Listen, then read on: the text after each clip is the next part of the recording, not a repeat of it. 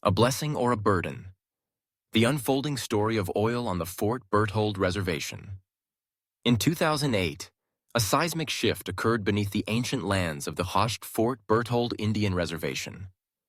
Home to North Dakota's Tint, Mandan, Hidatsa, and Arikara, the MHA Nations.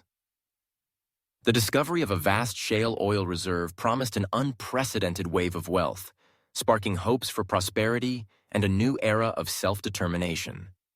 Millions of dollars in oil revenues began to flow into tribal coffers, seemingly a modern-day miracle for a community that had long faced economic hardship.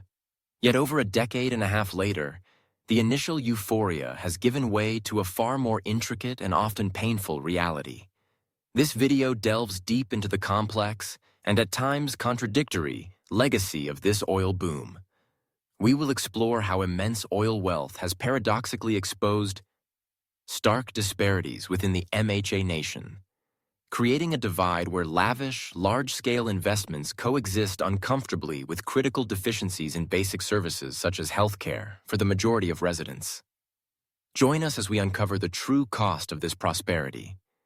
From the unexpected rise of drug addiction fueled by easy money, to the tension between ambitious tribal projects like greenhouses heated by flare gas and the pressing need for essential infrastructure like hospitals.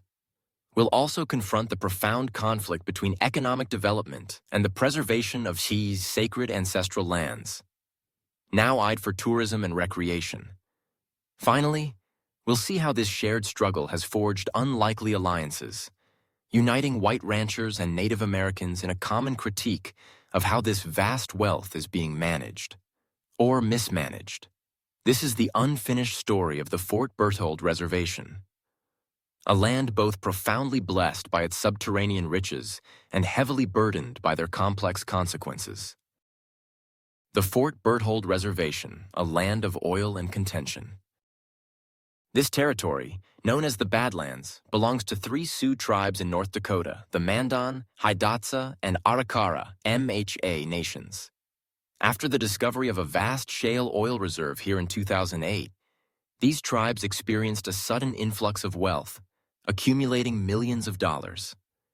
The Fort Berthold Indian Reservation became the epicenter of a miraculous oil discovery. However, 15 years after the initial drilling, the area has largely stagnated, leading to significant challenges and disillusionment among its residents. The aftermath of the oil boom. Jeff White, a security guard for the MHA police, recounts the establishment of the MHA Drug Enforcement in 2014.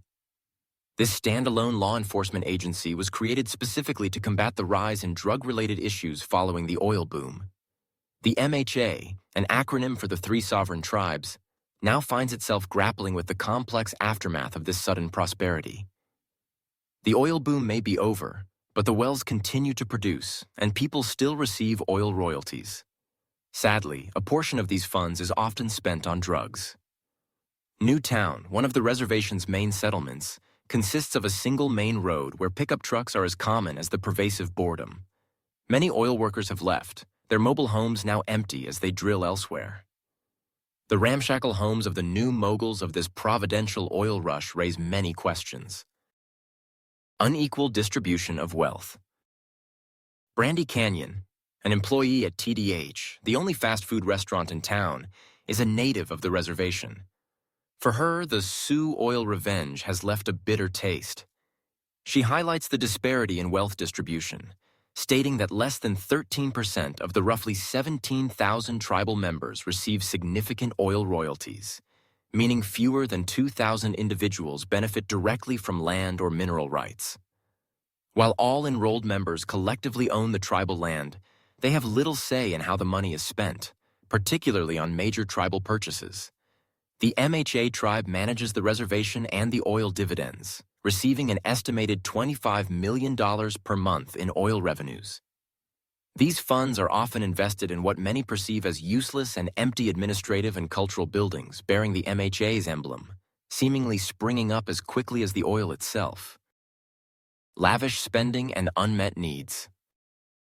Mark Fox, the MHA president, elected by the community, proudly showcases projects like a futuristic giant greenhouse. He envisions using waste gas from flares to heat this massive orchard, aiming to produce millions of pounds of food year-round. He hopes to not only bring back traditional crops like corn, beans, squash, and watermelon, but also make the MHA a leading exporter of agriculture in the United States and globally. However, the $26 million cost of this vegetable garden stands in stark contrast to the lack of plans for a hospital.